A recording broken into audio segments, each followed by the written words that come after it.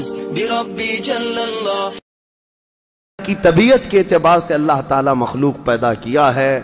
ان ظالم غاصب اسرائیلیوں کو ہم نے دیکھا، یہ بندوق تانے بیت المقدس کے ہر دروازے پر کھڑے رہتے ہیں، اور مسلمانوں کا فلسطینی 8 سال کا بچہ آتا ہے، اس کی نال یوں پھینک کر کے مسجد میں اندر جاتا ہے، نماز پڑھتا ہے، پھر نکلتا ہے، اور وہ فوجی دیکھتا رہ جاتا ہے، کچھ نہیں کرتا.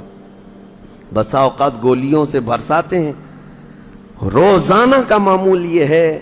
رات کو گولیوں کی بارش ہوئی، سمیٹ کر کے ختم کیا گیا، زخمی ہاسپٹل میں گئے. دوسرے دن دیکھا عصر کے بعد بیت المقدس کے باہر صحن جو ہے وہاں پر پھر عورتیں بچے سب جو روزانہ عصر سے لے کر مغرب تک اپنی روٹیاں اپنے کھانے لے کر کے آتی ہیں، بیٹھتی ہیں. ایسا لگتا ہے یہاں کچھ ہوا ہی نہیں، کچھ ہوا ہی نہیں.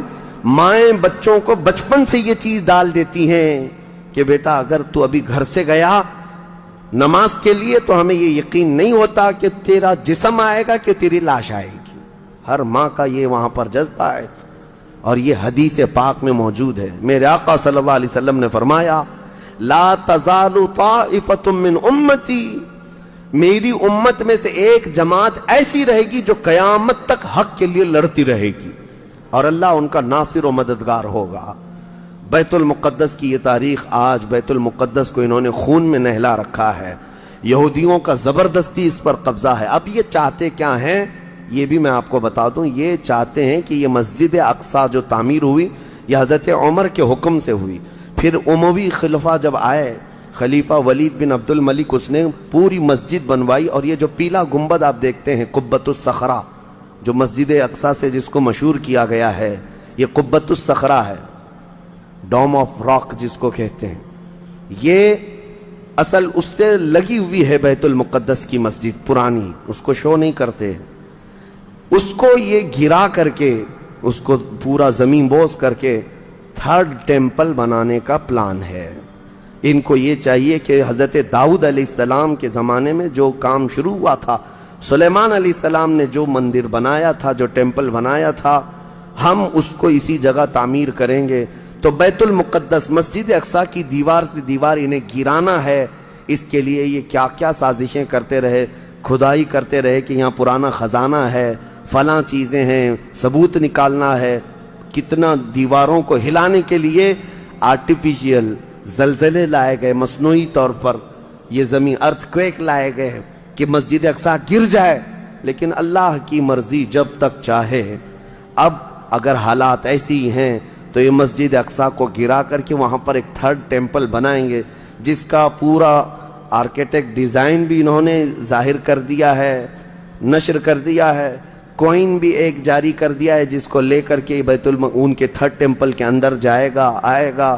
یہ 2017 کی بات میں بتا رہا ہوں. پوری تیاریاں کر لی گئی ہیں. اب دیکھا گیا ہے کہ مسلمان ہر جگہ سے سوئے ہوئے ہیں، اب کوئی بھی اٹھتا نہیں ہے.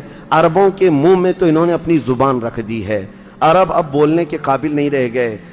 اور بغل کے جو دیش لڑے تھے پہلے، مصر، سیریا، جارڈن، آج ان کی حالت کیا ہے؟ وہ خود خانہ جنگی میں مبتلا ہیں، آپس کی لڑائیوں میں مصروف ہیں. اسرائیل کی غنڈہ گردی اور دادا گیری اس حد تک بڑھ گئی ہے کہ اسے آس پاس کسی کا خوف نہیں. ہاں اگر کچھ بولتا ہے تو کبھی ترکی بولتا ہے. ہاں اس کو اپنے اس ملک کے لیے سب سے بڑا خطرہ محسوس ہوتا ہے تو ایران ہے. ایران کو اس نے سعودی سے ایسا لڑا کر کے رکھا ہے کہ وہ آپس میں جنگیں کرتے رہیں.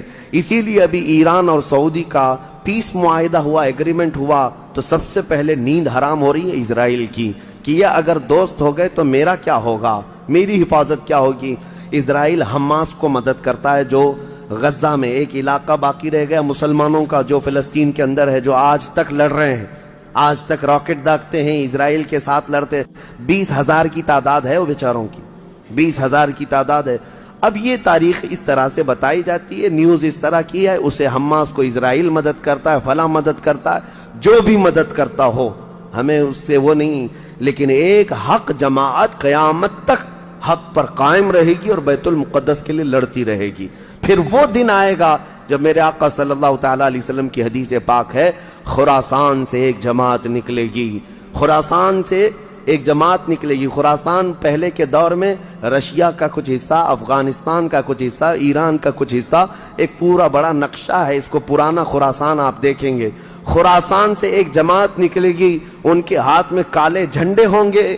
میرے آقا نے فرمایا وہ اتنی تیزی سے نکلیں گے کہ دنیا کی بڑی سی بڑی طاقت ان کا راستہ نہیں روک سکے گی، اور وہ سیدھے جھنڈے لے جا کر کے بیت المقدس میں نصب کریں گے، اور پھر اسلام کا پرچم وہاں سے بلند کیا جائے گا۔ یہ قیامت کے قریب ہونا ہے۔ اب میں اس بات پر اپنی گفتگو ختم کرتا ہوں۔